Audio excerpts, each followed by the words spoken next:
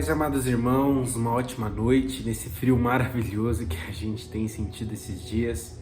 Que Deus esteja abençoando a casa de vocês, a vida de cada um de vocês.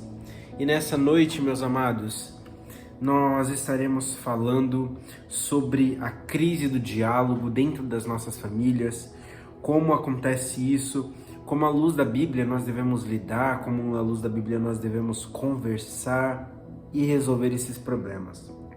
Amados, então, hoje, fechem seus olhos, vamos fazer uma oração para que Deus esteja cada vez mais sondando em nossos corações o desejo de viver a palavra, o desejo de sermos transformados. Amém? Fechem seus olhos. Pai, obrigado por essa noite, Senhor Deus. Obrigado, Pai, por esse sermão que o Senhor irá falar comigo, irá falar com os teus filhos. Pai, que nós possamos sair daqui transformados e cheios da Tua Palavra, mais uma vez cheios daquilo que nós devemos viver todos os dias, que é o Teu amor, é a Tua mensagem, é o Evangelho do perdão, o Evangelho da misericórdia. Então, Deus, que seja assim sobre nós, sobre as nossas vidas, a cada dia que se passa, em nome de Jesus. Amém. Então, Pai, amada igreja, queridos, nessa noite da esperança de hoje, Deus nos chama para estarmos olhando para algo extremamente precioso dentro dos nossos lares.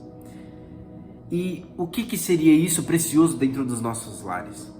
Porque existem batalhas espirituais, existem batalhas que não acontecem nas ruas, que acontecem dentro dos nossos lares. Existem crises que não aparecem publicamente. Existem dores que acontecem silenciosamente dentro das nossas casas. E talvez uma dessas maiores tragédias da nossa geração de hoje em dia é que nunca estivemos tão conectados, mas ao mesmo tempo tão distantes uns dos outros. A tecnologia fez com que isso acontecesse. As famílias, elas continuam morando juntas, continuam sentadas à mesma mesa todos os domingos, continuam compartilhando o mesmo endereço, mas emocionalmente, em conexão real, elas estão totalmente distantes. Muitos já não conseguem mais se alcançar.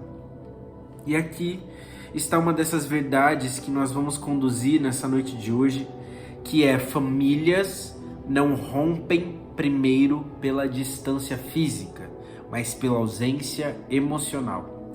Quero que você repita isso comigo aí na sua casa, tendo a compreensão de que isso é algo real. Famílias não se rompem primeiro pela distância física, mas pela ausência emocional. O rompimento quase nunca começa quando alguém vai embora. Esse rompimento começa quando o diálogo dentro das nossas casas morre, quando a escuta desaparece, quando a presença vira apenas rotina, quando convivemos, mas já não compartilhamos mais da mesma alma, do mesmo sentido, do mesmo objetivo. Vivemos dias em que há internet, há mensagens, há redes sociais, há tecnologia, mas em tudo isso que há, ainda falta muita coisa.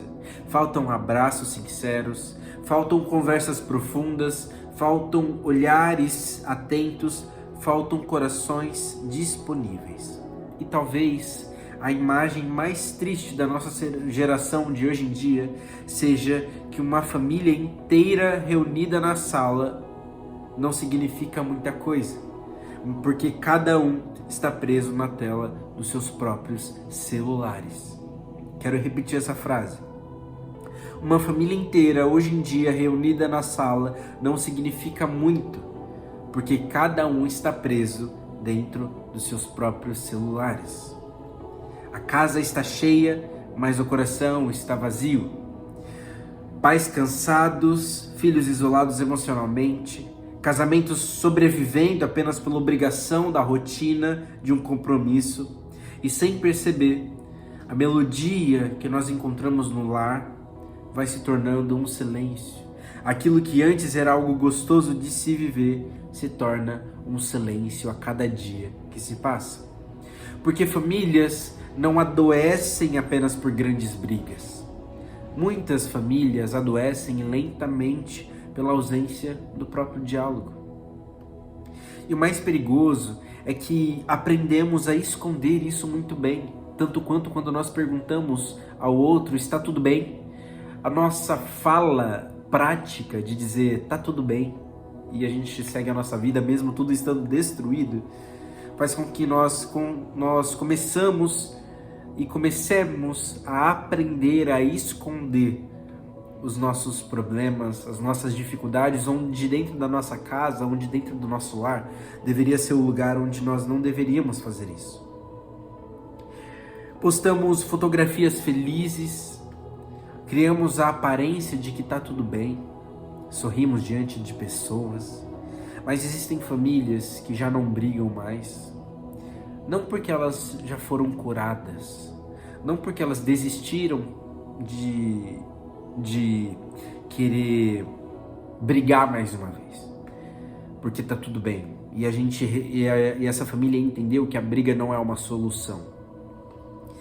Mas essas famílias que já não brigam mais, não, volto a dizer, não pela compreensão de estarem curadas e nem pela desistência das brigas, mas é porque essas famílias, em um grande ponto da vida delas, elas desistiram de conversar. E esse é um dos maiores problemas. Porque às vezes a gente acha que é um lar que não tem briga, ou aquele lar que é tudo neutro, a gente coloca que esse lar é bom, mas às vezes esse lar que não tem brigas, ou que desistiram de brigar ou lutar por algo melhor, talvez um no outro, né? E eu coloco briga como discussões para uma melhora, não brigas por brigas, mas brigas como discussões para algo melhor, para um crescimento familiar em si, sobre estrutura familiar. Quando essas famílias desistem disso, nós escutamos o silêncio dentro das casas, o silêncio de um lar, porque essas famílias desistiram de conversar. Casamentos que funcionam como empresas, pagam contas, resolvem tarefas, organizam compromissos, mas já não compartilham nenhum sentimento. Pais que sustentam financeiramente os filhos, mas já não conhecem mais as suas dores. Filhos que dormem no mesmo teto que os seus pais, mas carregam batalhas emocionais que ninguém percebe. E nessa noite Deus nos chama para restaurar exatamente isso. Porque o Evangelho não veio apenas salvar indivíduos isolados, mas o Evangelho veio restaurar os nossos relacionamentos, o nosso relacionamento com Deus, o nosso relacionamento com o Pai e o nosso relacionamento com os nossos irmãos. Então abram suas Bíblias nessa noite em João capítulo 13, versículo 34. E vamos. Eu lhes dou um novo mandamento, porque vocês amem uns aos outros, assim como eu os amei. Que também vocês amem uns aos outros. Nisto todos conhecerão que vocês são meus discípulos, se tiverem amor uns aos outros. Mais uma vez eu quero ler para vocês. Eu lhes dou um novo mandamento, que vocês amem uns aos outros, assim como eu os amei, que também vocês amem uns aos outros. Nisto todos conhecerão que vocês são meus discípulos, se tiverem amor uns aos outros. Amém. Observe aqui que Jesus, ele não apenas nos ordena como um mandamento sobre amar, mas ele manda e coloca um mandamento de amar como ele nos amou. E quando olhamos para Cristo, olhamos os evangelhos, percebemos algo que é extremamente detalhado, peculiar e necessário. Que Jesus nunca ofereceu um amor distante. Isso é muito claro, sem nenhuma sombra de dúvidas. Jesus nunca ofereceu um amor distante. Cristo amava através da presença. através da escuta, através do cuidado. E isso nós temos milhares de exemplos na Bíblia de como Jesus se relacionava. Jesus escutando a mulher samaritana, Jesus ouvia ela, Jesus atendia ela, estava presente onde ela precisava. Os discípulos em Emaús, Jesus ouviu, Jesus conversou, Jesus explicou, Jesus estava presente naquele lugar. Jesus curando o cego, Jesus curando o paralítico, Jesus expulsando o demônio. Jesus estava presente, Jesus era misericórdia, Jesus escutava, Cristo cuidava e cuida. Jesus tinha tempo para essas pessoas. E talvez seja exatamente isso que estamos perdendo nesse tempo, nesse século. Tempo emocional uns para os outros. Então veja a mulher samaritana que nós lemos no capítulo 4 de João, que enquanto todos olhavam para aquela mulher, apenas pela sua história quebrada, Jesus senta ao lado dela e começa a conversar com ela. Jesus escuta a sua dor escondida. Ele escuta a sua sede emocional. Jesus escuta o vazio que ela carregava. Jesus escuta a história que doía no seu coração. E uma conversa transforma completamente aquela mulher. Também temos o exemplo de Bartimeu. No meio daquela multidão, muitos queriam silenciá-lo, mas Jesus para e pergunta: "Que queres que eu te faça?" Jesus sabia o que Bartimeu precisava, mas ainda assim Jesus escolhe ouvi-lo. Porque ouvir alguém é uma forma de dizer: você é importante para mim. Ouvir alguém, dar ouvidos e só ouvir, não falar nada, não falar nada. Ouvir, estar com os ouvidos atentos, é dizer: você é importante para mim. Também temos o exemplo de Marta e Maria em João 11, quando Jesus chega diante daquela família destruída pelo luto de Lázaro, e a Bíblia diz que Jesus chorou. O Filho de Deus escuta a dor daquela casa e sofre junto com eles. E esse é o amor de Cristo. Um amor que está conosco, presente, seja na alegria ou na dor, seja no casamento ou no luto. Jesus está presente. Jesus é um amor acessível, é um amor presente. Jesus é um amor que escuta, é um amor que acolhe. Mas nós estamos acelerados demais nas nossas rotinas, na nossa vida, na nossa forma de viver, presos a uma tecnologia que isso que Jesus nos ensina talvez seja demais para nós. O que Deus quer dizer nessa noite, para desacelerarmos as nossas vidas. Porque nós temos tempo para as redes sociais, mas nós não temos tempo para ouvir quem está dentro da sua casa, quem está dentro da minha casa, da nossa casa. Nós não temos tempo para isso, mas nós conseguimos ficar 15 minutos no celular. Temos tempo para a produtividade, para o serviço, para fazer qualquer outra coisa, mas nós não temos tempo para a presença, para ser presente e para ouvir também a presença de Deus, para sentir a presença de Deus, para ouvir a voz de Deus, para sentir o Espírito, a presença e ouvir o Espírito. E então acontece aquilo que destrói silenciosamente muitos lares. E eu quero frisar essa frase na cabeça de cada um de vocês. Famílias não se rompem primeiro pela distância física, mas pela ausência emocional. Famílias não se rompem primeiro pela distância física, mas pela ausência emocional. Há filhos que receberam tudo materialmente. Há filhos que têm a presença do pai fisicamente, da mãe fisicamente. Mas para os filhos que receberam tudo materialmente, tudo que eles receberam foi material. Mas a única coisa que ele precisava era atenção. Há casamentos financeiramente estruturados, só que no fim das contas eles estão emocionalmente abalados.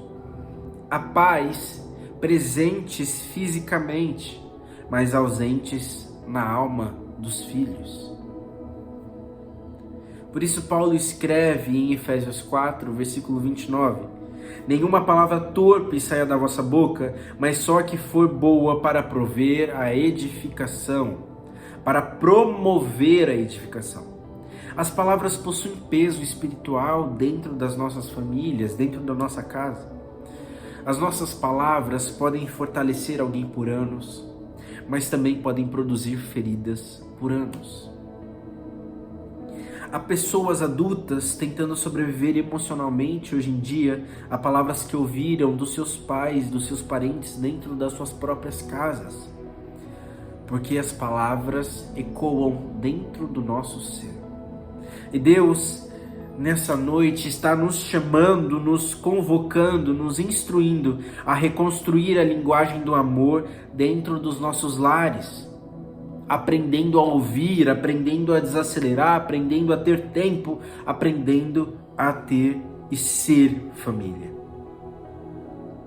Aqui nós chegamos num outro ponto, que é os ladrões do diálogo familiar. Existem forças destruindo silenciosamente os vínculos familiares. O primeiro ladrão que nós podemos colocar é o egoísmo dentro das nossas casas. Vivemos em uma geração treinada para pensar constantemente no eu. O que eu quero, o que eu sinto, o que eu mereço e o que eu preciso. Então ninguém mais quer ouvir. Todos querem ter e ser a razão. Mas relacionamentos não sobrevivem apenas por argumentos. Relacionamentos sobrevivem de graça e pela graça. Outro ladrão é a ausência da escuta verdadeira dentro dos nossos lares. Porque ouvir sons não significa escutar corações. Muitas vezes alguém dentro da nossa casa está pedindo ajuda sem utilizar as palavras. Através do silêncio, do isolamento, da frieza, da irritação constante. Mas nós estamos distraídos demais para perceber, ou se percebermos, achamos que é frescura. E nós colocamos outro motivo sobre aquilo. Nós colocamos que isso que a pessoa sente é uma própria culpa dela e jogamos mais culpa sobre ela. E pouco a pouco os vínculos dentro da nossa casa vão adoecendo cada vez mais. Por quê? Volto a falar essa frase. Famílias não se rompem primeiro pela distância física, mas pela ausência emocional. Você vê que eu vou repetir o sermão todinho para que você possa ter compreensão disso e gravar isso. Famílias não se rompem primeiro pela distância física, mas pela ausência emocional. Outro ladrão é o medo da vulnerabilidade. Criamos a cultura da família perfeita, ainda mais com a tecnologia, com o Instagram, acompanhando milhares de influencers. A família que nós olhamos na internet é uma família que nunca enfrenta crises. É a família que ela sempre aparenta ser uma família feliz. É uma família que tem fotografias perfeitas, mesas e banquetes maravilhosos. É aquela família capa da margarina, propaganda de margarina. Família propaganda de margarina.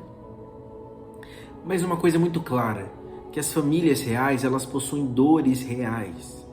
E enquanto tentamos esconder as feridas através das nossas aparências, nunca teremos uma restauração verdadeira, porque nós não estamos vivendo de verdade, nós não estamos sendo claros de verdade.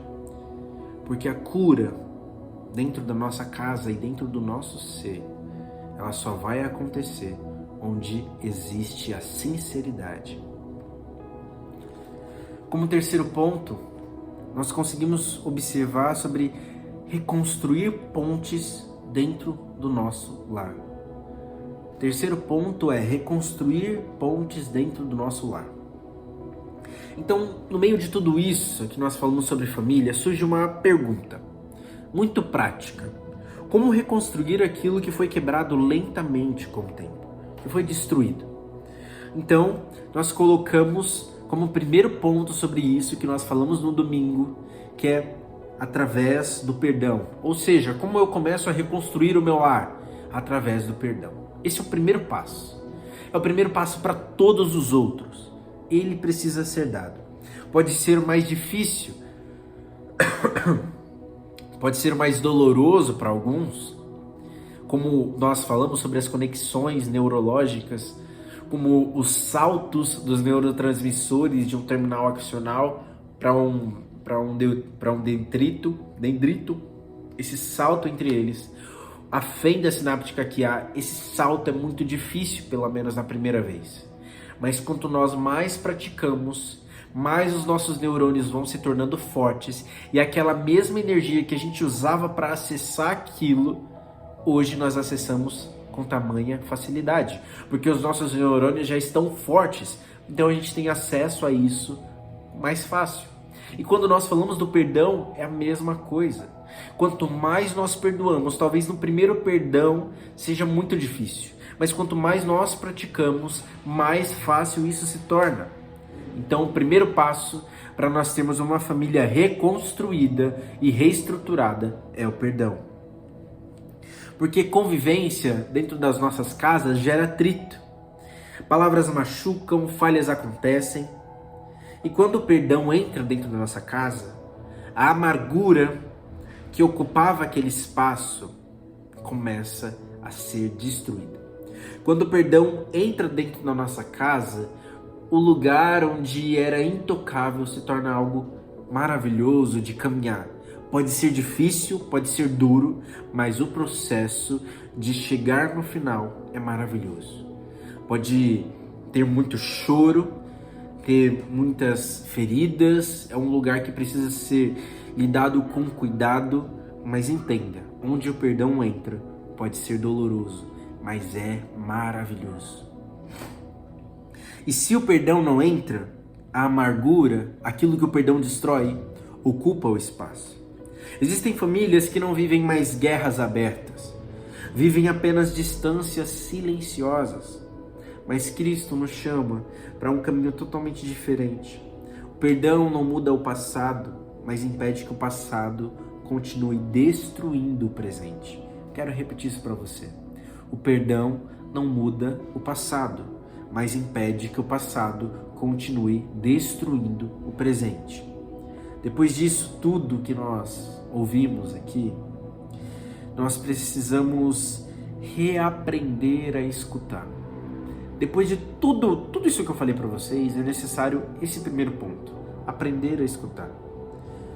E talvez isso exija de nós algo que nós devemos entender que a gente desaprendeu na nossa vida, que é o parar.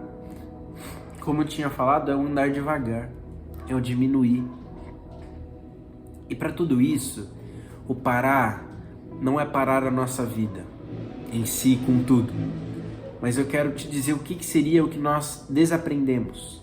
Eu quero dizer para você, nós devemos reaprender a parar para termos olhos nos olhos.